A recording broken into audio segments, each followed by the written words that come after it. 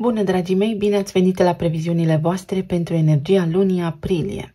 Acestea se aplică pentru toți cei care au ascendentul, soarele și luna în Capricorn. Să vedem despre ce este vorba pentru voi dedicat, întrucât luna aprilie vine cu schimbări majore. Celor care v-ați abonat, vă mulțumesc tare mult pentru sprijin și suport, iar dacă sunteți aici pentru prima dată, vă urez bine ați venit și vă invit să vă abonați, să apăsați butonul de like dacă voi considerați că rezonați cu mesajele pe care le veți auzi. Pe 2 aprilie, Mercur, planeta intelectului și a gândirii, și-a început retrogradarea în Berbec, în casa voastră a 4-a. Acest sector din viața voastră reprezintă practic trecutul, fundația voastră, copilăria voastră, părinți și familia, spațiul locativ și proprietățile voastre. Mercur este planeta intelectului, iar Berbecul este semnul cardinal de foc, energie pură, acțiune, voință și determinare. În acest context, retrogradarea planetei Mercur înseamnă deconectarea de la mentalul colectiv și de la sistemul de turmă, pentru ca fiecare dintre noi să își recapete individualitatea, autonomia și independența. Acum poți să fii tu, spune Mercur în Berbec în retrogradare. Tot ceea ce are legătură cu ce am enumerat anterior se poate corecta. Mercur în această perioadă ne permite reevaluarea gândurilor noastre, ideilor noastre despre sine, pentru că Berbecul înseamnă identitatea noastră. Cine suntem cu adevărat în contextul în care avem prilejul să ne eliberăm de trecut. Este ca și când am revizitat toate aceste teme importante din viața noastră pentru a identifica cu adevărat ce vrea sufletul nostru de la noi în această viață. Dacă aveți vreun imobil de vânzare, în acest moment vă puteți face planurile. Dacă ați pierdut conexiunea cu ai voștri părinți, în acest moment vă puteți reconecta. Dacă aveți vreo provocare în legătură cu aceștia, acum o puteți identifica pentru a vă dezlega karmic de ceea ce înseamnă părinți, familie și neam. Pentru alții dintre voi poate fi reluarea comunicării cu familia sau planuri despre cum să mă mut și alături de cine în altă casă. Mă pot muta în altă casă, vreau să o vând pe cea în care locuiesc, vreau să mă mut cu chirie în altă parte. Toate aceste gânduri pot veni acum în conștiința voastră. Tot aici, în casa a 4-a, Venus, zeița frumuseții, care ne vorbește despre banii lichizi, stimă de sine și iubire, intră pe data de 5 aprilie. Și este o energie magnetică care atrage susținere și voie bună. Venus, aici în Berbec, alături de Mercur retrograd, vă poate aduce pe cineva din trecutul vostru. Cineva cu care voi poate ați avut o relație în momentul în care locuiați în casa voastră părintească. Sau acum poate intra în viața voastră cineva care să vă ajute indirect să identificați tiparele familiei voastre, să cunoașteți pe cineva alături de care să evoluați pentru a vă găsi independența, individualitatea și autonomia, să vă desprindeți cumva de trecutul vostru și de tiparele comportamentale ale familiei voastre. Pentru alții dintre voi poate aduce realmente pe cineva din trecutul vostru, revenirea fostului sau fostei, iar pentru alții dintre voi poate aduce bani pentru o relocare, pentru o achiziție nouă, pentru un schimb de locuință, pentru o vânzare. Este energia care ne facilitează în acest moment o tranzacție la nivel de proprietate.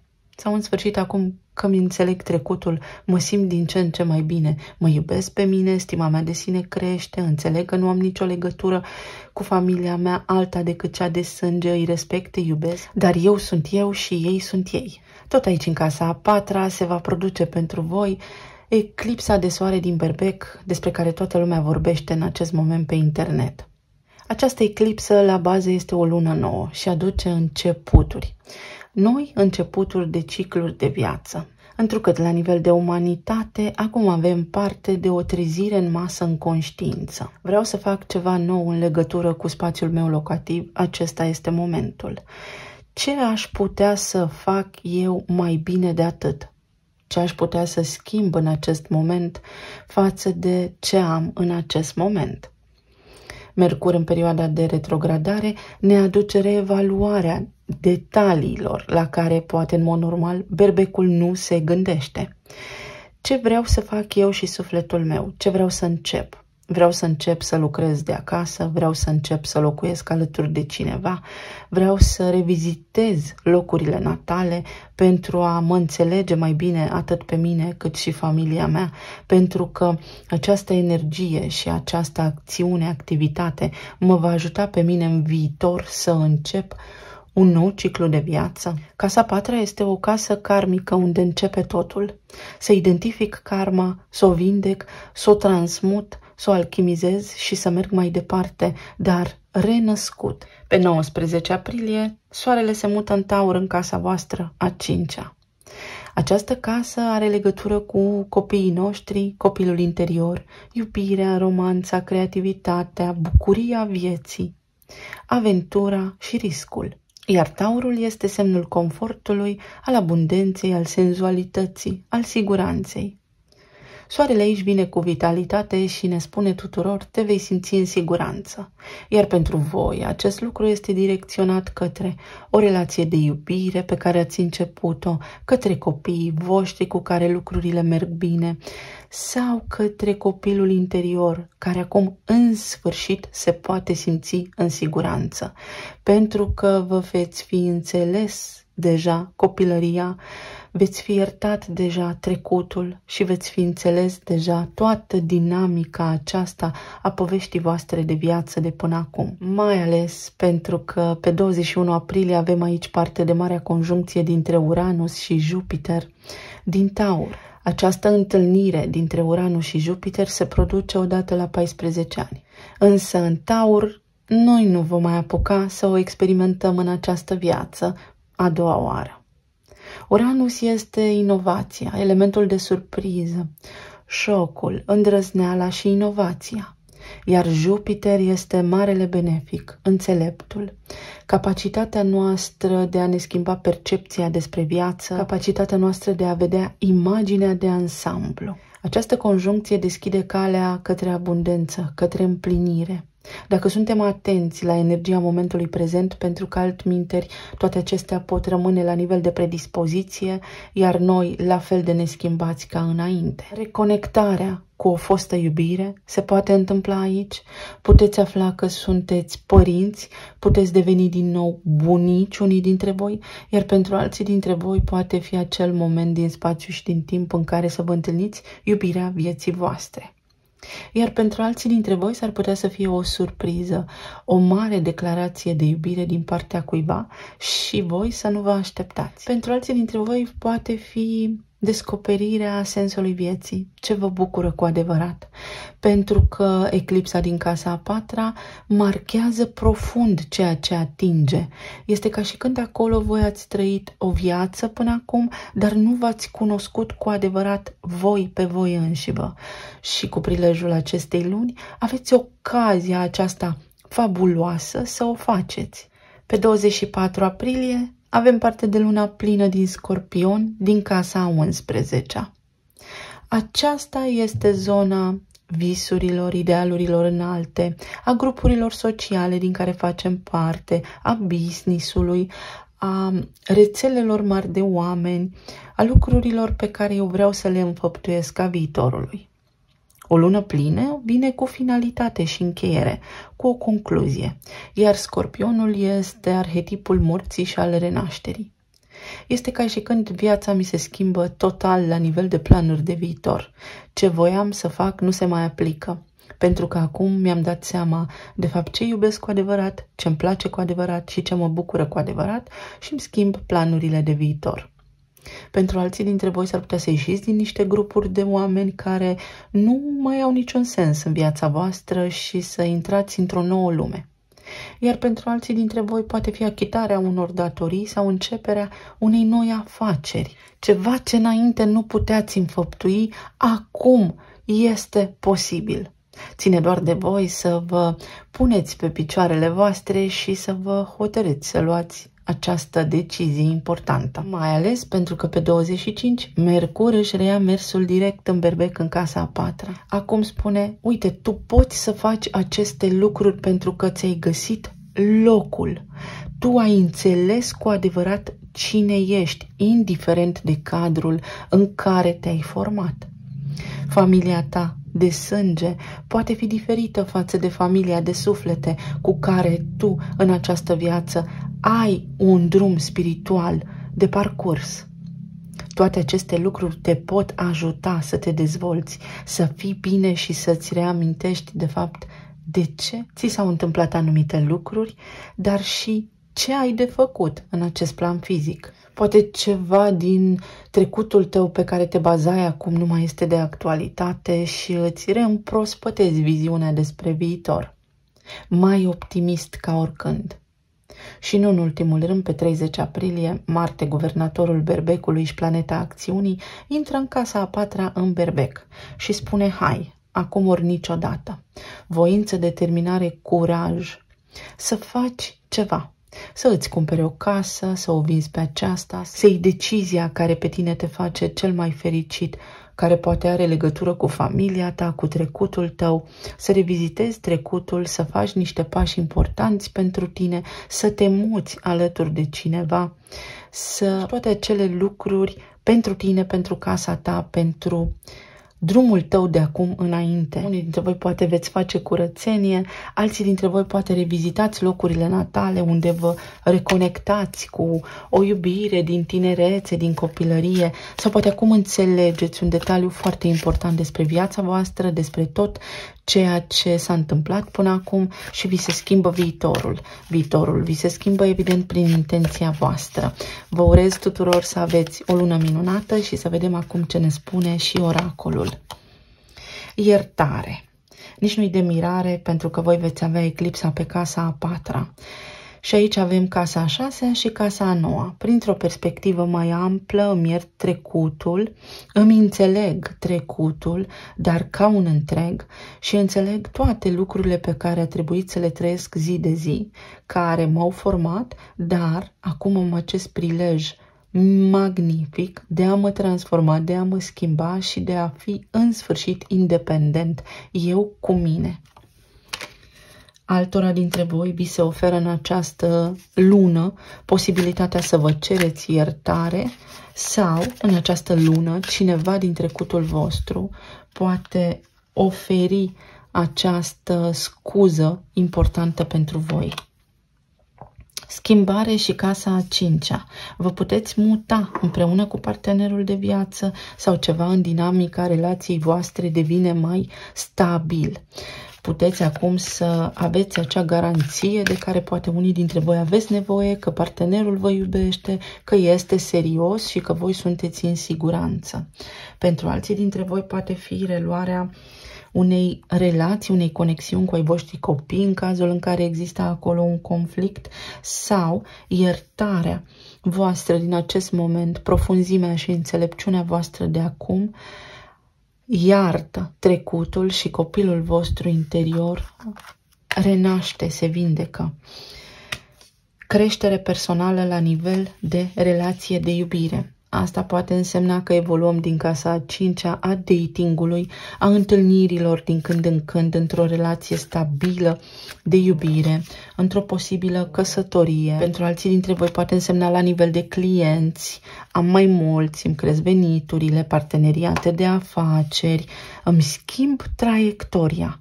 Asta va spune această lună despre voi. Se pot întâmpla niște lucruri care vă schimbă traiectoria pentru ca voi să deveniți independenți. Și autodisciplină. Casa patra și casa întâi. Trecutul tău te-a definit până acum, dar acesta este momentul prin care tu să începi o nouă viață. Și asta va depinde doar de tine în funcție de parcursul tău la nivel energetic în această lună. Mai luăm câteva cărți oracol. Aici avem casa a patra a racului, a trecutului, a atașamentului emoțional și casa întâi a berbecului, care spune te desprinzi acum de atașamentele tale emoționale, înțelegi că poate ai avut un parcurs în această viață, dar care a fost făcut din frică, din teamă sau ai fost atașat de trecutul tău, de copilăria ta și aceste lucruri pentru că te-ai format într-un anume fel, nu ți-au permis să ai curaj, să ai voință, să ai determinare, să faci ceea ce ți-ai dorit, dar începând cu luna aprilie acestui an, dacă tu folosești energia în favoarea ta, vei avea ocazii nemărginite să faci ceea ce ți-ai propus. Și mișcare, progres în acest moment prezent, iertarea, împăcarea cu cineva, eliminarea obstacolelor din calea ta. Eliberare și libertate, autonomie și independență. Și la nivel financiar, dar și la nivel de suflet. Spiritul vă ajută să vă eliberați de o karmă puternică de neam. Și independență. Puteți înființa o afacere, puteți să vă eliberați de tot ceea ce nu vă aparține la nivel karmic, puteți să faceți un pas important în cariera voastră. Începând cu această lună vă puteți dezvolta, puteți avea parte de niște lucruri, așa cum nu ați avut în ultimii 10 ani. La nivel de relații, moartea, transformarea. La nivel de plan material, pajul de cupe. Și la nivel de plan emoțional, 3 de cupe, bucurie. În zona relațiilor, dacă sunteți singuri, această perioadă de solitudine și de izolare se încheie. Fie acceptați faptul că sunteți singuri acum, fără suferință, fără durere, pentru că sunteți independenți și conștienți de cine sunteți voi, de voi înși voi și de puterea voastră, și faptul că acceptați acest lucru și că nu vă deranjează, că sunteți bine așa cum sunteți în acest moment prezent, vă creează oportunitatea de a întâlni pe cineva nou, mai ales cu conjuncția dintre Uranus și Jupiter în casa voastră a 5-a, în zona iubirii.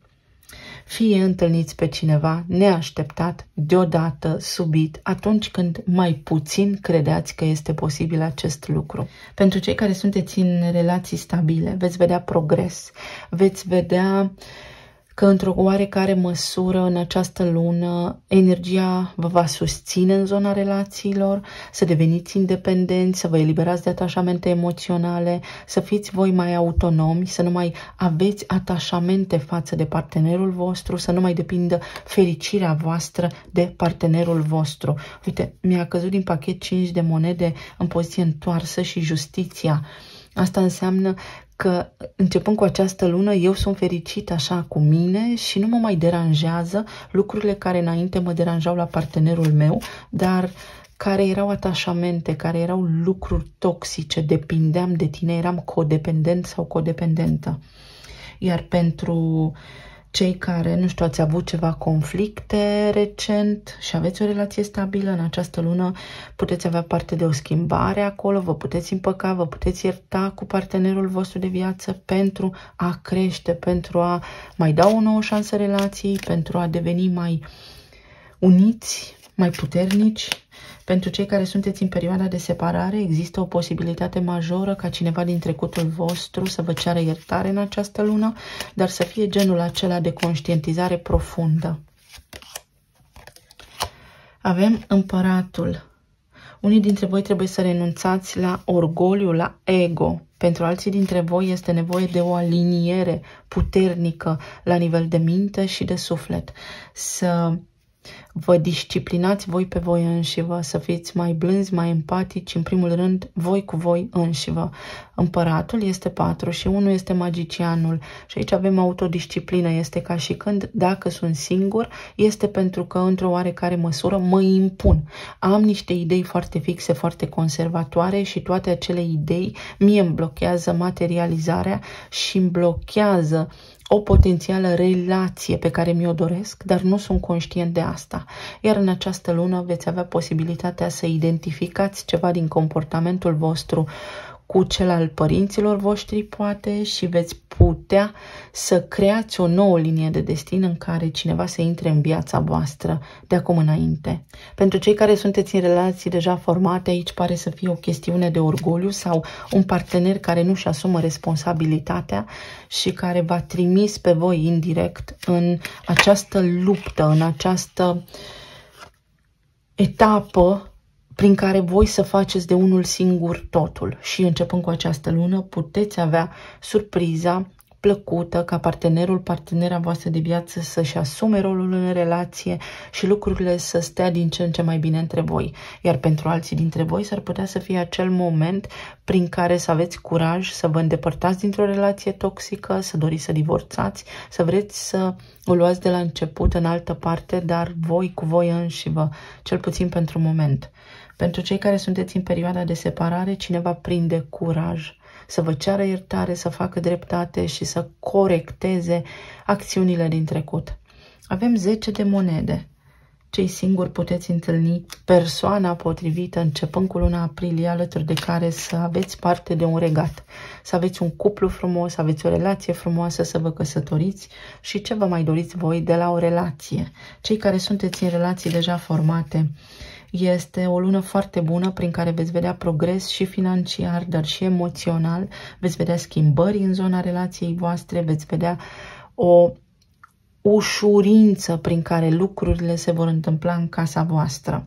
Iar pentru cei care sunteți în perioada de separare, aici vedea că faceți pace cu trecutul și această pace va aduce liniște, va aduce daruri pentru ca voi să fiți de acum înainte bine. Magicianul. 4 și 1, 4 și 1, autodisciplină. Atenție la ceea ce gândiți pentru că aia materializați. Este o energie foarte amuzantă pentru că acest spirit foarte independent al vostru aici s-ar putea ca de-a lungul timpului să vă fi încurcat puțin. Berbecul este reprezentat de împărat în tarot și în casa voastră a patra, unde aveți eclipsa de soare acum, aveți și Chiron, aveți și nodul nord. Acest lucru spune și cu Mercur retrograd, destinul tău, o nouă direcție în viața asta, dar trebuie să identifici rana, blocajul din trecut care are legătură cu familia ta, cu rădăcinile tale. Și deodată ce îl înțelegi, îl vindeci, îl conștientizezi, se deschide poarta către tot ceea ce ți-ai imaginat tu mai frumos în această viață, în zona relațiilor de iubire, în zona relațiilor propriu-zise. Treburi neterminate. Treburi neterminate cu tiparul comportamental. Fie unii dintre voi n-ați iertat pe cineva din trecutul vostru și de aceea aveți acum provocări în a vă găsi pe altcineva, fie are legătură cu trecutul vostru, cu modalitatea în care se tratau reciproc părinții voștri, dar în această lună poate intra în viața voastră cineva care să vă ajute să încheiați acest capitol karmic din viața voastră, fie revine cineva din trecutul vostru și puteți relua o conexiune sau puteți face pace odată și pentru totdeauna. Familie. Casa patra și locul unde se produce eclipsa pentru voi. Vă puteți întemeia o familie, vă simțiți în siguranță, sunteți în siguranță, există potențial să aveți parte de ceva nou în această viață, să aveți acel sentiment puternic de apartenență, dacă până acum ați simțit că sunteți cumva singuri și izolați.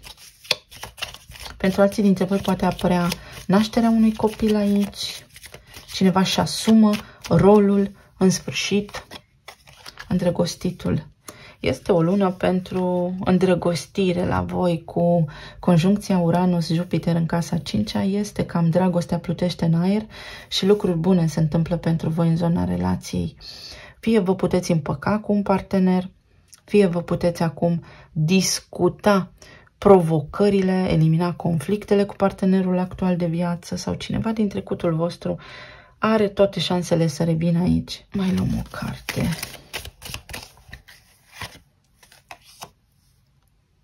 Să nu mai comparăm. Eu sunt eu și tu ești tu și are legătură cu trecutul vostru, casa a patra, unde ați preluat din familia voastră modul vostru de a fi și din această lună aveți șansa să reparați acele lucruri și să fiți voi înșivă, poate mai blânzi, poate mai determinați, poate mai puternici, mai independenți. Este o lună foarte bună. În zona planului material, pajul de cupe vine în această lună cu posibilitatea de a vă bucura de un serviciu bun, de activitate mai multă la serviciu, dacă asta vă doriți, de creștere la nivel de vânzări, de lucruri bune, de vești bune. Regina de bâte. Îmi pot găsi un serviciu, sunt apreciat, sunt văzut, mă simt bine să-mi fac treaba în această lună.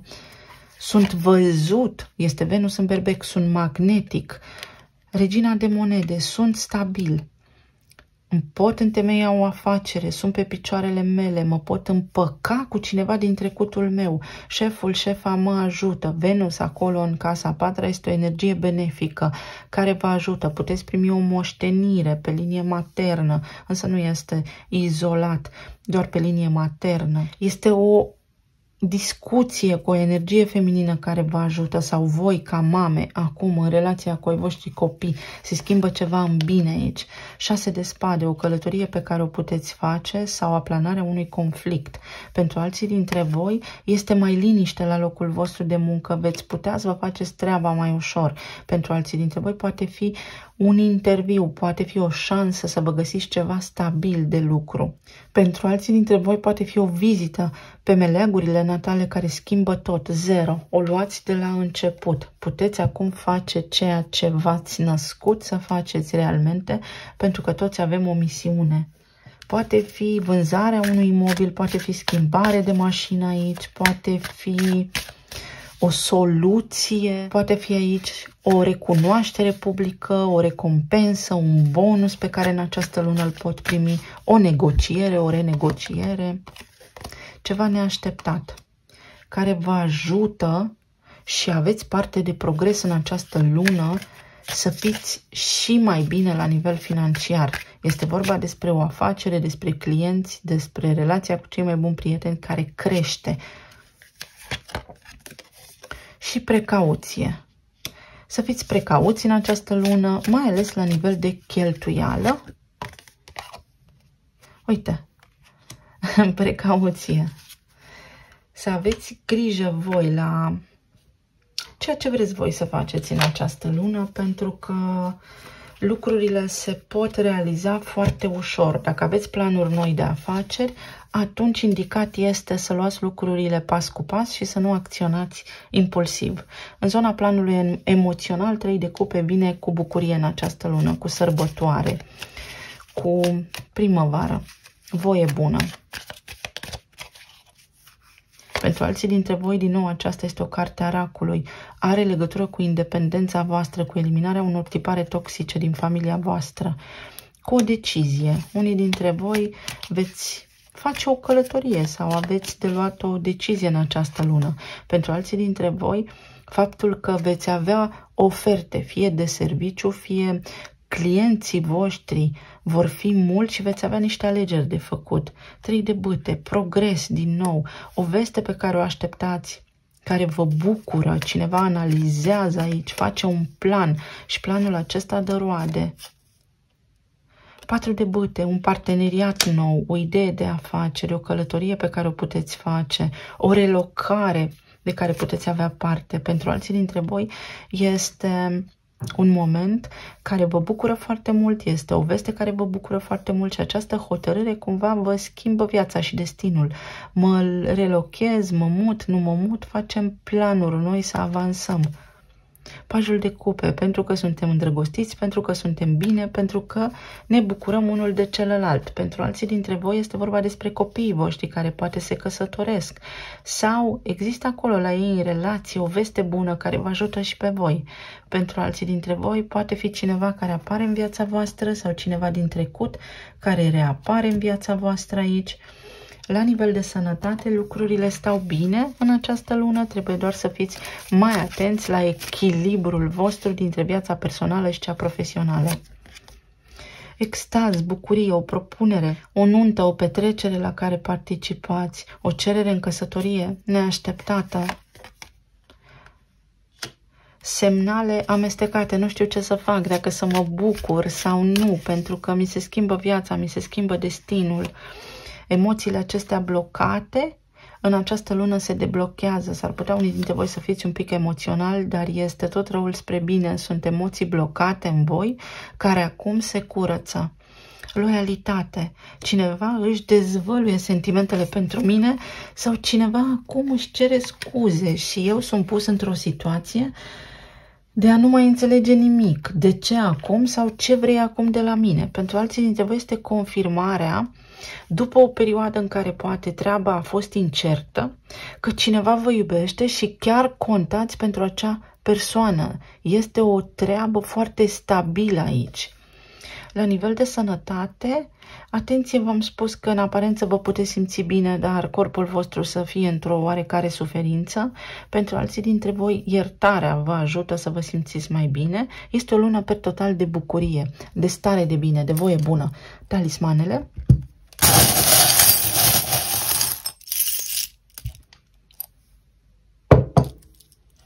Bună încerc. Încerc să nu mai fiu dramatic sau dramatică. Este o lună care vă ajută pe voi să încercați să vă schimbați viața. O lună bună. Ceva ce se întâmplă, ceva ce este planificat. Pentru alții dintre voi este o surpriză. Veți descoperi pe parcursul acestei luni cum vă puteți relua niște legături din trecut, aplana niște conflicte, relua activitatea profesională sau cum puteți avea parte de iubire. Bucurie și prosperitate, abundență, mai ales în zona financiară. Racul, uite, casa patra, 1, ceva ce are legătură cu casa părintească. Aici este vorba despre niște atașamente vechi, iar voi acum, sau partenerii voștri, aveți ocazia sau au ocazia să scape de niște atașamente vechi. Scăpați voi de niște treburi din trecut, de o karma voastră a lor. Și această lună este despre iubire, despre evoluție spirituală și personală. Uite, te iubesc. Cineva din trecutul vostru care vă poate face această declarație, soțul, soția, partenerul de viață, veți vedea că în această lună este situația mai stabilă, e totul mai bine în casa voastră, sau pur și simplu cineva nou care apare. Sunt anxios. Și mai încerc o dată. Revenirea. Îmi revin la viață. Îmi revin la viață. Comunicare nouă, șanse noi, oportunități noi. Noroc foarte mult pentru voi în această lună. Aveți nevoie de relaxare mai multă. Unii dintre voi de o viață socială mai activă. Este luna. Racul, mama. Uite, ceva ce are legătură cu trecutul meu sau fricile mele ies acum la suprafață, dar sunt în siguranță. Sau pentru unii dintre voi se arată, se întrebă niște schimbări care vă fac așa puțin să vă temeți, dar nu aveți de ce. Ceva ce are legătură cu a voastră copilărie, dar de aici până aici a fost. Este o nouă viață, este un nou capitol pe care acum îl deschideți. Cu bucurie, se vindecă copilul interior, relația cu copiii este bună. Miracole și abundență, ceva ce nu credeați că poate fi și poate exista. Nu mai credeam acum că se poate face ceva. Se poate. Uite, trebuie doar voi să vă ajustați frecvența, să vă ridicați vibrația în această lună, să aveți grijă la ce spuneți și la ceea ce gândiți. Această autodisciplină are legătură cu mintea, cu gândurile, cu intenția. Fiți atenți la ce vă doriți, pentru că noi materializăm în fiecare moment, doar că nu ne dăm seama. O vizită, ori voi vizitați pe cineva sau țara natală, locurile natale, ori cineva vă vizitează pe voi pentru a încheia. Este ca și când se încheie ceva aici, mâna destinului, și toate acestea au un sens puternic. Din nou cățelușul, loialitate este o dovadă a loialității. Acum pot încheia ceva ce a persistat în viața mea, un tipar, un jurământ, îl pot încheia pentru că mă eliberez, gata, mi-am achitat datoriile karmice, fizice, financiare, împărăteasa, și de acum înainte creez un nou destin, creez din nou, am parte de abundență, de bani, de iubire. Racul, incredibil. Voi sunteți în opoziție cu racul, este mama, tata, trecutul sau energie feminină, energie masculină. Vi se spune să intrați în energie feminină fără frică. Ce iubesc, ce simt. Această lună este despre simțire și feeling. Ce simt, aia materializez. Și inițialele U, Z și R. Dacă ați avut un conflict cu cineva foarte puternic, este timpul să iertați. Vedeți, din nou am racul aici. Racul. putere, un șef, o șefă vă ajută, vă vin niște idei, vă găsiți un loc de muncă mai bun, potrivit pentru voi, vă simțiți puternici în această lună, aveți putere, trebuie doar să fiți hotărâți să faceți ceea ce vă doriți voi, să treceți la acțiune. Pentru alții dintre voi, vă puteți reloca. Aici sunt niște țări nordice sau ceva ce are legătură cu mitologia, cu nivelul nostru de credințe și de valori, casa nouă, ce cred eu. Până acum am făcut ce am crezut eu și nu mi-am dat seama că sunt programat, că acționez din subconștient de frică și de teamă și în această lună pot renaște. Și muzică bună, concerte, ieșiri în oraș în această lună. Este ca și când viața mea bună dinainte se reia. Mă simt din nou bine ca odinioară. Eu vă mulțumesc tuturor, vă doresc să aveți o lună minunată, să fiți bine, sănătoși și iubiți și să ne reauzim cu bine și cu drag și data viitoare. Pa, pa!